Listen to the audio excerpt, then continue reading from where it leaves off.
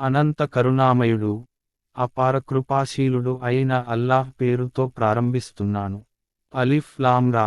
ముహమ్మద్. ఇది ఒక గ్రంథం. మేము దీనిని నీ వైపునకు అవతరింపజేశాము. నీవు ప్రజలను వారి ప్రభువు అనుమతితో చీకట్లలో నుండి వెలికితీసి వెలుగులోకి తీసుకురావాలని మహాశక్తిమంతుడు, స్వతః స్తోత్రాలకు అర్హుడు, భూమ్యాకాశాలలో ఉన్న సమస్తానికి స్వామి అయిన దేవుని మార్గం మీదకు తీసుకురావాలని. సత్యాన్ని స్వీకరించటానికి తిరస్కరించే వారికి కఠినమైన, వినాశకరమైన శిక్ష పడుతుంది.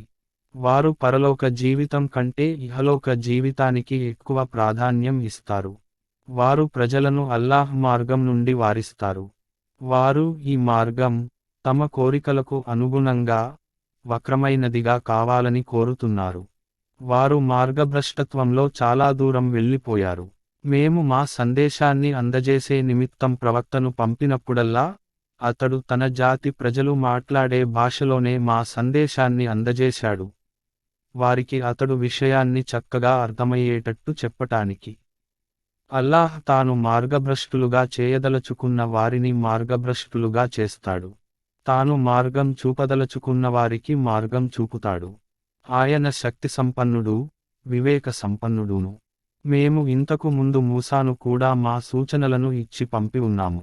ఆయనను కూడా మేము ఇలా ఆజ్ఞాపించాము, నీ జాతివారిని చీకట్లలో నుండి బయటికి తీసి వెలుగులోకి తీసుకురా. దైవ చరిత్రలోని గుణపాఠంతో నిండి ఉన్న సంఘటనలను వారికి వినిపించి హితబోధ చేయి. ఈ సంఘటనలలో సహనశీలుడు కృతజ్ఞుడు అయిన ప్రతి మనిషికి గొప్ప నిదర్శనాలు ఉన్నాయి. ఆ సందర్భాన్ని జ్ఞాపకం తెచ్చుకో.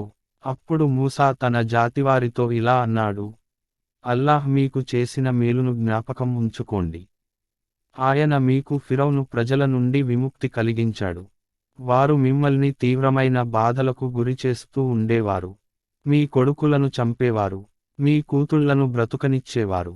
ఇది మీ ప్రభువు తరఫు నుండి మీకు పెద్ద పరీక్ష.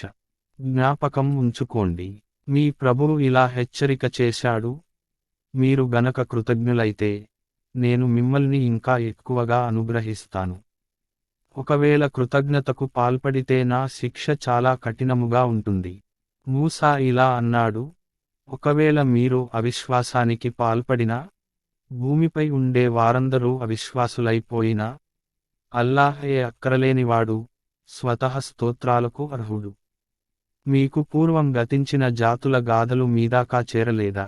నూహ్ జాతి, ఆద్ జాతి, సమూద్ జాతి, ఇంకా వాటి తరువాత వచ్చిన అనేక జాతులు, వాటి సంఖ్య అల్లాహ్కు మాత్రమే తెలుసు.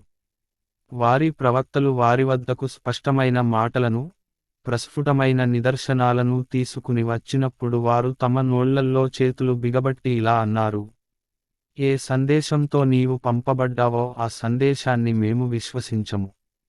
ఏ విషయానికి వైపునకు నీవు మమ్మల్ని ఆహ్వానిస్తున్నావో, మేము ఆ విషయాన్ని గురించి కలతలో, సందేహంలో పడ్డాము. వారి ప్రవక్తలు ఇలా అన్నారు, ఆకాశాలకు భూమికి సృష్టికర్త అయిన అల్లాహ్ పట్ల సందేహమా?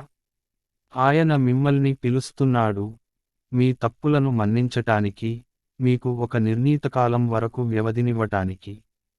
వారు ఇలా జవాబు పలికారు, నీవు మావంటి ఒక మానవుడవు తప్ప మరేమీ కావు. మా తాత ముత్తాతల కాలం నుండి ఆరాధించబడుతూ వచ్చిన శక్తుల ఆరాధన నుండి నీవు మమ్మల్ని ఆపాలని అనుకుంటున్నావు. సరే, స్పష్టమైన ప్రమాణాన్ని దేనినైనా తీసుకునిరా. వారి ప్రవక్తలు వారితో ఇలా అన్నారు, నిజంగానే, మేము మీవంటి మానవులం తప్ప మరేమీ కాము. కాని అల్లాహ్ తన దాసులలో తాను అనుగ్రహించదలచిన వారిని అనుగ్రహిస్తాడు. ఏదైనా ప్రమాణాన్ని తెచ్చి మీకు ఇవ్వటం అనేది మా అధికారంలో లేదు. ప్రమాణం అనేది అల్లాహ్ అనుమతితో మాత్రమే రాగలుగుతుంది. విశ్వాసులు అల్లాహ్నే నమ్ముకోవాలి. మన జీవన మార్గాలలో అల్లాహ్ మనకు మార్గదర్శకత్వం వహించినప్పుడు మనం అల్లాహ్ను ఎందుకు నమ్ముకోకూడదు? మీరు మమ్మల్ని పెడుతున్న బాధలను ఓర్పుతో సహిస్తాము. నమ్ముకునే వారు అల్లాహ్ను మాత్రమే నమ్ముకోవాలి. చివరకు తిరస్కారులు తమ ప్రవక్తలతో ఇలా అన్నారు, మీరు మా మతంలోకి తిరిగి రావాలి. లేకపోతే మేము మిమ్మల్ని మా దేశం నుండి బహిష్కరిస్తాము. అప్పుడు వారి ప్రభువు వారికి ఇలా వహీని పంపాడు. మేము ఈ దుర్మార్గులను నాశనం చేస్తాము. వారి తరువాత మిమ్మల్ని భూమిపై వసింపజేస్తాము. నా సాన్నిధ్యంలో సమాధానం చెప్పుకోవలసి ఉందని భయపడుతూ నా శిక్షకు భయపడే వ్యక్తికే ఈ బహుమానం. వారు తీర్పును కోరారు. అప్పుడు వారికి తీర్పు ఇవ్వబడిరది. బలమదాంధుడైన ప్రతి సత్యవిరోధి అవమానం పాలయ్యాడు. దాని తరువాత మున్ముందు అతడి కొరకు నరకం ఉంది. అక్కడ అతడికి త్రాగటానికి చీము, నెత్తురు లాంటి చెడు నీరు ఇవ్వబడుతుంది. దానిని అతడు బలవంతంగా గొంతులోకి దించటానికి ప్రయత్నిస్తారు. అతి కష్టంతో దించగలుగుతాడు. మరణం అతన్ని అన్ని వైపుల నుండి చుట్టుముట్టి ఉంటుంది. కానీ అతడు మరణించలేడు.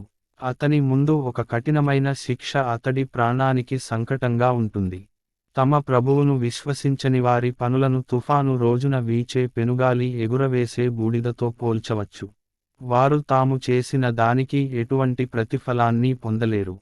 ఇదే మార్గభ్రష్టత్వానికి పరాకాష్ట అంటే. అల్లాహ్ భూమ్యాకాశాల సృష్టిని సత్యంపై నెలకొల్పటాన్ని నీవు చూడటం లేదా? ఆయన సంకల్పిస్తే మిమ్మల్ని తొలగించగలడు. మీ స్థానంలో మరొక క్రొత్త సృష్టిని తీసుకురాగలడు. అలా చేయటం ఆయనకు ఎంతమాత్రం కష్టం కాదు. ఈ ప్రజలందరినీ కలిపి అల్లాహ్ ముందు హాజరుపరచినప్పుడు వారిలో ప్రపంచంలో బలహీనులుగా ఉన్నవారు ప్రపంచంలో పెద్ద మనుషులుగా చలామణి అయిన వారితో ఇలా అంటారు: ప్రపంచంలో మేము మిమ్మల్ని అనుసరించాము. ఇప్పుడు అల్లాహ్ శిక్ష నుండి మమ్మల్ని కాపాడటానికి మీరేమైనా చేయగలరా? వారు ఇలా సమాధానం చెబుతారు: అల్లాహ్ మాకు ముక్తి మార్గాన్ని దేనినైనా చూపి ఉండినట్లయితే మేము తప్పకుండా మీకు చూపి ఉండేవారము. ఇప్పుడు మనము ఏడ్చి మొత్తుకున్నా లేక ఓర్పు వహించినా రెండూ ఒకటే. ఎట్టి పరిస్థితుల్లోనూ మనం తప్పించుకునే మార్గం ఏదీ లేదు. తీర్పు జరిగిపోయినప్పుడు శైతాను ఇలా అంటాడు: వాస్తవం ఏమిటంటే అల్లాహ్ మీకు చేసిన వాగ్దానాలన్నీ నిజమైనవే. నేను మీకు చేసిన వాగ్దానాలలో ఒక్కదానిని కూడా నేను నెరవేర్చలేదు. నాకు మీమీద ఎటువంటి అధికారమూ లేదు. నేను మిమ్మల్ని నా మార్గం వైపునకు ఆహ్వానించటం తప్ప మరేమీ చేయలేదు. మీరు నా ఆహ్వానానికి అంగీకారం వ్యక్తం చేశారు. ఇప్పుడు నన్ను నిందించకండి. మిమ్మల్ని మీరే నిందించుకోండి. ఇక్కడ మీ మొరలను నేను ఆలకించలేను. నా మొరలను మీరు ఆలకించలేరు. ఇంతకు పూర్వం మీరు నన్ను దైవత్వంలో భాగస్థునిగా చేసి ఉంచారు. దానికి నా బాధ్యత ఏమీ లేదు. అటువంటి దుర్మార్గులకు వ్యధాభరితమైన శిక్ష తథ్యం.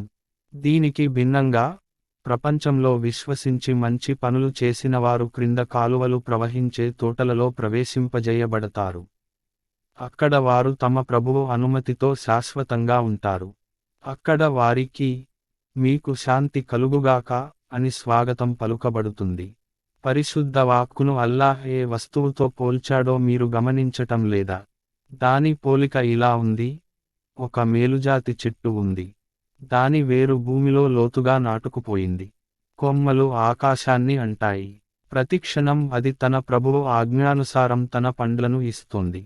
ప్రజలు గుణపాఠం నేర్చుకోవాలని అల్లాహ్ ఇటువంటి ఉపమానాలను ఇస్తున్నాడు. అపరిశుద్ధ వాక్కును ఒక చెడుజాతి చెట్టుతో పోల్చవచ్చు. అది భూమి ఉపరితలం నుండి పీకి పారవేయబడుతుంది.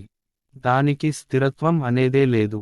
ఒక స్థిరమైన వాక్కు ఆధారంగా ఇహలోకంలోనూ పరలోకంలోనూ విశ్వాసులకు అల్లాహ్ నిలకడను ప్రసాదిస్తాడు. అల్లాహ్ దుర్మార్గులను మార్గభ్రష్టులుగా చేస్తాడు. తమకు ఇష్టమైన దానిని చేసే అధికారం అల్లాహ్కు ఉన్నది. అల్లాహ్ అనుగ్రహాన్ని పొంది దానికి మారుగా కృతజ్ఞతను చూపిన వారిని నీవు చూశావా? వారు తమతో పాటు తమ జాతిని కూడా వినాశగృహంలోకి అంటే నరకంలోకి త్రోసివేశారు. అందులో వారు కాలిపోతారు. అది అతి ఘోరమైన నివాసస్థలం. వారు కొందరిని అల్లాహ్కు సమానులుగా నిలబెట్టారు. వారు ప్రజలను అల్లాహ్ మార్గం నుండి తప్పించటానికి వారితో ఇలా అను: సరే, సుఖాలను అనుభవించండి. చివరకు మీరు మరలి నరకానికే పోవాలి. ప్రవక్త: విశ్వసించిన నా దాసులకు చెప్పు, నమాజును స్థాపించండి. మేము వారికి ఇచ్చిన దాని నుండి బహిరంగంగా, గుప్తంగా మంచి పనుల కోసం ఖర్చు పెట్టండి. క్రయ విక్రయాలు జరగటం కానీ మిత్రుల సాయం పొందటంగానీ సాధ్యపడని రోజు రాకపూర్వమే. భూమిని ఆకాశాలను పుట్టించినవాడు, ఆకాశం నుండి నీళ్లను కురిపించినవాడు, దాని ద్వారా మీ ఆహారం కొరకు రకరకాల ఫలాలను సృష్టించినవాడు, తన ఆజ్ఞానుసారం సముద్రంలో నడవాలని పడవను మీ సేవకై మీకు లోబరచినవాడు, నదులను మీ సేవకై మీకు లోబరచినవాడు, నిరంతర ప్రయాణం చేస్తూ పోతున్న సూర్య చంద్రులను మీ సేవకై మీకు లోబరచినవాడు, రాత్రిని పగలును మీ సేవకై మీకు లోబరచినవాడు, మీరు అడిగిన సమస్తాన్ని మీకు ఇచ్చినవాడు అల్లాహే. మీరు గనక అల్లాహ్ అనుగ్రహాలను లెక్కించదలిస్తే లెక్కించలేరు. నిజముగా మానవుడు నీతి లేనివాడు, కృతజ్ఞుడు. ఇబ్రాహీం ఇలా ప్రార్థించిన సందర్భాన్ని జ్ఞాపకం తెచ్చుకో. ప్రభూ, ఈ నగరాన్ని, అంటే మక్కాను, శాంతినగరంగా చేయి. నన్ను, నా సంతానాన్ని విగ్రహ పూజ నుండి కాపాడు. ప్రభూ, ఈ విగ్రహాలు చాలామందిని మార్గం తప్పించాయి. నా సంతానాన్ని కూడా ఇవి మార్గం తప్పించే అవకాశం ఉంది కనుక వారిలో నా విధానంపై నడిచేవాడు నావాడు. నాకు వ్యతిరేకంగా ఉన్న విధానాన్ని ఎవడైనా అవలంబిస్తే నిశ్చయంగా నీవు క్షమించేవాడవు, కరుణామయుడవు. ప్రభూ, తృణకాష్ట జలరహితమైన లోయలో నా సంతానంలో కొందరిని తెచ్చి నీ పవిత్ర గృహం వద్ద నివసింపజేశాను. ప్రభూ, వారు ఇక్కడ నమాజును స్థాపించాలని నేను ఇలా చేశాను. కనుక నీవు ప్రజల హృదయాలను ఆసక్తితో వారివైపునకు మొగ్గేలా చేయి, తినటానికి వారికి పండ్లు ప్రసాదించు, బహుశా వారు కృతజ్ఞులవుతారేమో. ప్రభూ, మేము దాచేదానిని, బహిరంగపరచే దానిని నీవు ఎరుగుదువు.